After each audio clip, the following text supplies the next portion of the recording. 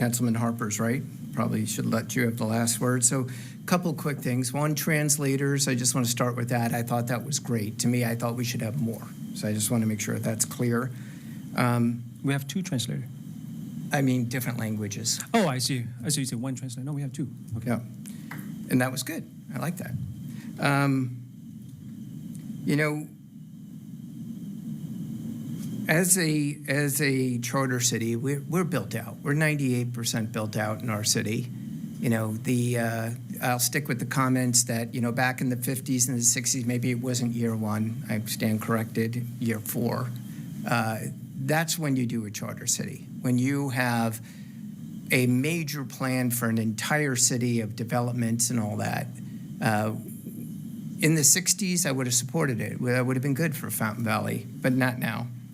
Huntington Beach lost their election voter ID lawsuit yesterday. They lost again. And how much money did they spend on that?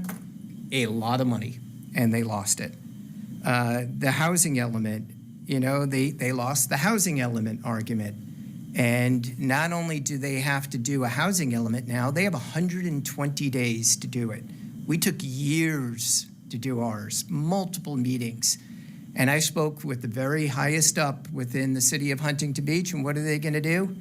The plan that was presented in 2022 by the old council, that's what's going to move forward, because that's all they can do. So they spent millions and lost. So, you know, we're not Huntington Beach. You want us to be Huntington Beach, and we are not Huntington Beach. Let me interrupt there for a second. At what point did I have said we want to be Huntington Beach? Can you give me a date, give me a time, place, location? What did I ever say? Since you're asking me, sure. Our first meeting on this was in closed session, which it should not have been. And Michael Gates, the city attorney of Huntington Beach, was escorted in the back door, hidden from the public and everybody else, to coach us on becoming a charter city. And you picked the person who has wasted more millions of dollars. I was so upset that he was at that meeting, and we did it behind closed doors, which we should not have. There's no reason. There was not a legal issue. Okay. So yes, I think by you inviting Michael Gates at the very beginning, that's where you were, I want to be Huntington Beach. Okay, but you said I said I want to be Huntington Beach. That's two different things. That's Okay. that's your optic. Yes, that is the optic. That yes. is your optic. That is Okay. the optic. You inviting the city attorney for Huntington It's Beach, two different things. who cost them millions to fight Sacramento, and where he is today, and doing it in closed session behind closed doors was wrong. And that's where it starts. Let me hold on. Let me finish. hold that thought for a second. Go ahead. I'll go ahead and invite our city attorney to explain on this one. The reason why I invite the city of Huntington Beach, because they understand the structure of a charter city very well. That's number one. Number two, they are the nearest city to us. That is charter city. You didn't think they were the most controversial city to pick? You could have picked Newport Beach. You could have picked Buena Park. By saying that statement right there, you're being biased. Yes. And you're really insulting the entire body of council up here because No, just you. Okay. Because you brought it. All right, that's fine. That's fine. But indirectly, you're saying to others. I'm not saying the others. No. Because, Mr. Attorney, can you please clarify that? So this was a while ago, but the reason that and we haven't really discussed the substance of the closed session discussions, and we can't. But the rationale for Michael Gates was that Huntington Beach had been through so many litigations. It was a potential litigation matter of this is all the risks of potential litigation and do we That was engage the in this? excuse. Yeah, Yes. so That what was that the is- excuse. Maybe we'll get into a legal battle somewhere, but we were not transparent with the public. with Okay. that. With All right, you want me to keep moving on? The point you're trying to say, I'm trying to change the narrative, what you just said. You say that I want us to be Huntington Beach, which is incorrect. We were there to have him because he understands charter structure very well, and he also can elaborate in depth. That was your opportunity to ask any questions because there seems to be embroiled a lot with the state of Sacramento. That was an opportunity for you to ask all questions. That's the real, not the narrative you're just trying to paint. Thank you very much.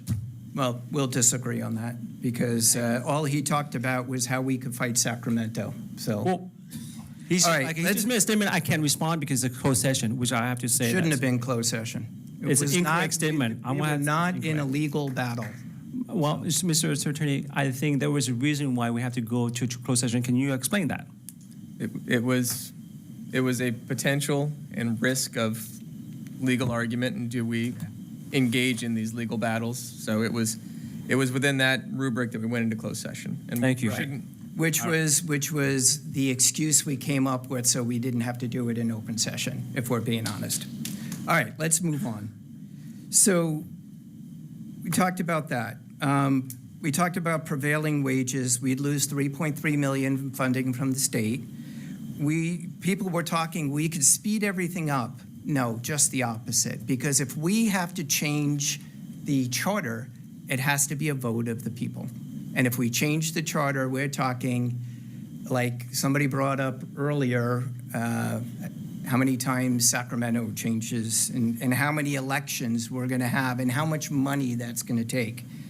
But the biggest issues are, first, we don't have a plan. If you want to come back with a strict plan of everything, and this is what the cost, what the people are asking for, what a majority of the people are asking for, come back with a plan. If you come back with a plan, you can convince me. I'm not 100% opposed to a charter city. I'm opposed that we don't have a plan. You know, we have the parks plan going on. We spent 18 months, and Maggie, how much money did we spend to put together the parks master plan? Approximately, just a round number. I won't be able to answer that. Hundreds of thousands of dollars. We're willing to spend that on a strategic plan for the park, and we're not willing to do a strategic plan to change us to a charter city. That's wrong. Our deputy city manager, community services, stated it's $200,000 for the. $200,000. So we're doing that for what swing sets and what we're going to do, which is important. I'm not saying that's not. But we're not willing to do that for a charter city. Do that. Get a consultant. Do the right thing. Bring it back. You can convince me. Here's the other thing. You were talking about data, Vice Mayor. The Fountain Valley Community Forum on social media has 12,900 members. Each one is vetted. You're not allowed to be in that forum unless you live, work, or play in Fountain Valley, and they're super strict. And Mr. Mayor, you put in multiple messages into that. That's 13,000 people potentially who saw that. That's data. That's people in Fountain Valley who live, work, and play. And of that, I'm just going to read a couple of the comments. I'm not going to read them all. So it was Mary Gina, still a no. Amber Garibay, no thank you. Brenda Weaver, no. Absolutely 100% no. Bill Spear, still a no. James Riley, absolutely not. Cheryl Burtis, no matter how many times you try to spin it, my vote will be no. Karen Hyland, no. Giltron, sir, please stop spamming us. Oh, with your ChatGPT, that's not it. Lucy Pringle, 100% no. Andy Chow, enjoy, oh, that's not nice. I'm not going to read that. Mark Plagnot, again, no. Lee Martin, not guided by politics, Ted Bowie. I truly hope your decision is not guided by party lines. Seriously, I say with sincerity and no disrespect intended to you, Ted Bowie. Simply, you do not have the credibility to make such a request as one of the notable members of the Fountain Valley City Council of recent decades who has consistently and repeatedly exhibited a persona guided by politics and party lines. In fact, it's become apparent that it keeps going. Steve Schwartz, he was here today. I'm not going to read it. Jessica Ardinger, do you understand the concept of living in a state? And it's a no from me, too, on this issue, just like everyone else. This would just lead to wasted tax dollars on lawsuits, just like HB. Katrina Martin, no means no, stop gaslighting residents. Sherry Dewson, all of the housing laws cited apply to charter cities. George Callis, let's not follow HB MAGA lead and go bankrupt. There's Monty Pinkham, no. There's many more no's. I'm not reading them all. So now, to be fair, I'm going to read the yeses and the ones of support on your 3 different posts.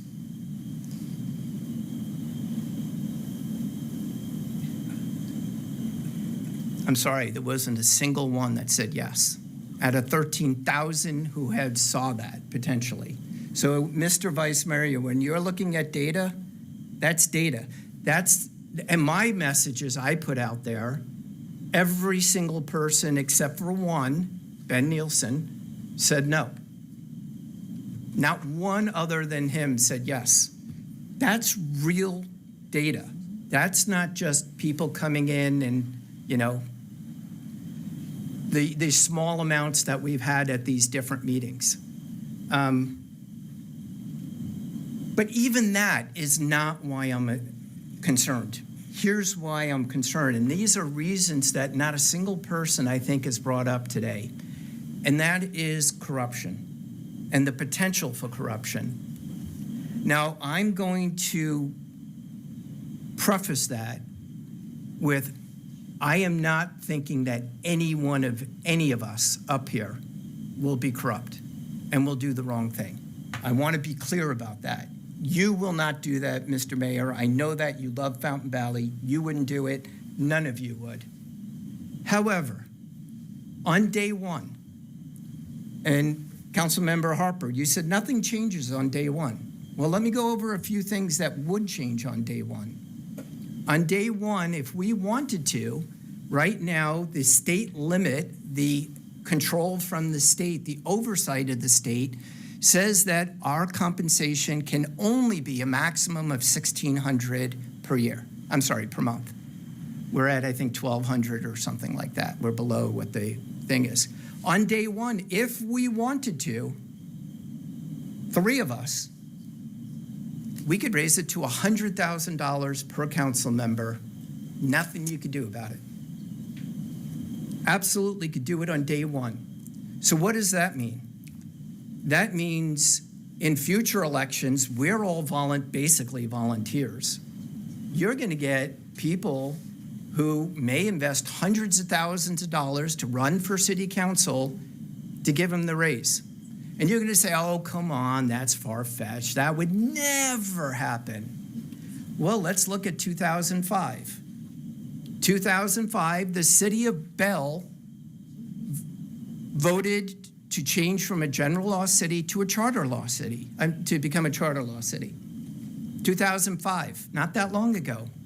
In 2010, they all voted themselves $100,000 salary per person, up from $1,200.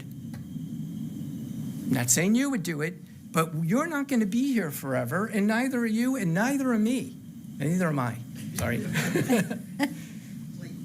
So what we do today has effect on what happens in the future. So the biggest one is corruption of compensation. That's the first. I've got more. I just could find my notes. Sorry, I'm still looking at the notes on social media you had. Where did it go? Oops, wrong way. Here's the city of Carson. March 2019, the city of Carson City Council voted to increase their salary from $1,700 per month to $77,500 per month. I'm sorry, per year. Sorry, $1,700 per month to $77,000 per year. 2019, we're not talking a long time ago. Oakland, here's another one, $85,000 per council member. We would have every right, and you know what? Nothing you can do about it. Now, you could vote us out at the next election, maybe, hopefully, 4 years down the road. Here's the next one, contract manipulation. So the city manager for Bell, his salary went to $1.5 million. Why? because the city council wanted him to do what they wanted. And we could do that with any of our staff members. You can't do anything about it, residents. What we would do is we can make it a special contract to boost the pensions so that when they retire, like the next week or something, you know, give me a kickback. I'll give you a pension that you will just live by. Give me a kickback. Could happen. Procurement and contracting abuse. By going around the laws that are set by the state, we would exempt ourselves from competitive bidding. I love Libby Frolickman. You know what, Libby? The next contract, it's yours. You don't have to be the low bidder. Doesn't matter. We don't have to go with low bidder anymore. We could go with whatever we want. That's why you say that, you know, we don't like Sacramento. Well, we don't like Sacramento because of the housing issue. And nothing being a charter city would change that. But what we could do is we don't have to do competitive bidding either. We don't have to go out to RFP. You know what? You make a donation to my campaign, somehow you're going to get that bid. Now there's corruption issues, and I could see our city attorney saying be careful on that one, but it could happen. There's pay to play, so land use development, the developers, you talk about making sure their candidates get elected. When we start doing housing elements and we can say, you know what, you could put a 20-story building over there. That's another one. Here's another one. Budget transfers and off-book accounts. You want transparency? Sorry, not saying this five are going to do that, or our city manager or our city finance director, but we're allowed to have special funds as a charter city. Charter flexibility allows the creation of special funds not always governed by the state's strict reporting structure. Funds could be diverted or hidden through internal transfers or special accounts. So the answer is going to be, well, here's another one. Nepotism and conflicts of interest in hiring. Instead of having follow the state rules on all of that, we could take a lot of our own hiring things. You know, my son's looking for a job. Well, actually, he has a great job. If he were looking for a job, I could get him a job at the city. You know, we could put pressure on that. So the argument back is going to be, but we could change it back. You know, we could get elected, or we could change the charter and we could vote on. Well, that's an election. You know, we could bring it to, again, the cost of doing it. Or here's another thing. We do all the best things as a council, which we will. And I believe right away we would do all the right things. In November, next November, there are 3 council members here up for re-election. We could have 3 new council members. I hope we don't. But we could have 3 new council members. They could change all the rules. Look at what happened in Huntington Beach. You had, and I'm going to be fair on both sides, you had a more progressive council that came in and changed a lot of the rules that were there. And then you had a ultra-right that came in and just reversed every last thing that they did, even some of the good things that they did. That's going to happen in Fountain Valley. It's going to be polarizing. We're going to be, every election, there's going to be chaos. Because my concern and all this outside money that comes in, my concern is going to be, that's another thing, donations. We could start changing some of the donation rules to a certain extent. There's so much that bad that can happen. Let that sink in for a second. All the bad that can. So you have your scales, right? You have your good. You guys brought up some things that are good. And you have your scales, all the things that horrifically could be bad. And the scales are like this. If there was a plan, if there was something in place, if we had a charter commission made up of 15 residents who helped build something to offset some of the risk on the other side? Maybe. But that comes with a plan. That comes being strategic. I am so proud of our city because every 6 months we do strategic planning. Cities don't do that. I bet you Newport Beach doesn't do that. Maybe they do. But every 6 months we meet as directors, as council, as managers, and we go over all the plans for the next 6 months. That's how we do it. This is willy-nilly. This is, you know what? I want to do a charter city. Let's do it. And that's about the extent of the level of effort that went into this. So I appreciate you guys being respectful and letting me talk and not interrupting, and I will try to do a better job of doing that for you as well. But think about what you're asking. We're not ready. We're not planning for it. And the potential corruption outweighs. Thank you. All right, thank you for your feedback. Thank you to the 7 people still here. There's a lot at home. All right, so I'm going to bring